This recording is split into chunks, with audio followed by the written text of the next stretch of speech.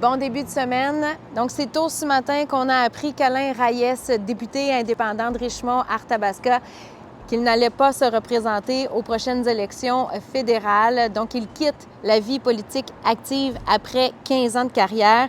Il a d'abord fait partie de l'ADQ, l'Action démocratique du Québec. Il a également été maire de Victoriaville, député du Parti conservateur du Canada et puis député indépendant.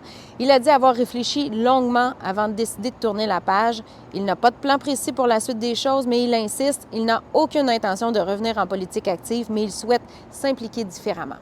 J'ai vu l'évolution des 15 dernières années. La politique évolue toujours, mais les réseaux sociaux jouent en ce moment un gros impact. Le clivage dans la population, les chambres d'écho qu'on retrouve, les petits groupes qui sont extrêmement agressifs avec des discours haineux. Et moi qui pensais être immunisé par rapport à ça, qui avait la tête assez forte, on se rend compte que ça finit par nous affecter, ça reste là, ça nous empêche de dormir.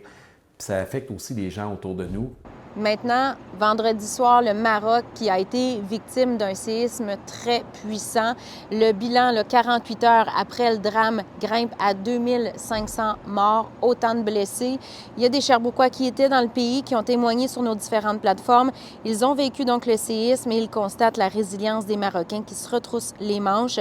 Il y a des Marocains, cette fois-ci, qui habitent ici, qui se sont sentis évidemment bien impuissants. Ils souhaitent s'organiser pour aider les Marocains.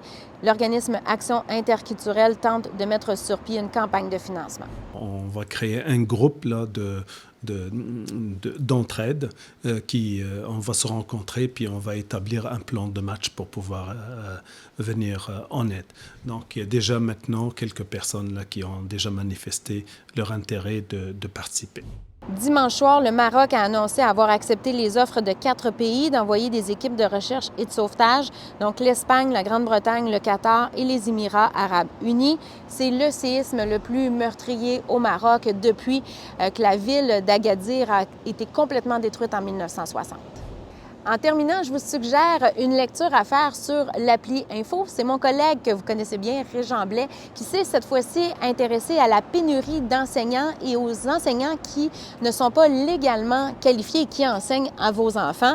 Et il y a, entre autres, dans ce texte-là, des détails concernant le nouveau parcours prof qui est offert à l'Université de Sherbrooke. Là-dessus, passez une très belle journée. On se retrouve demain. Bye bye.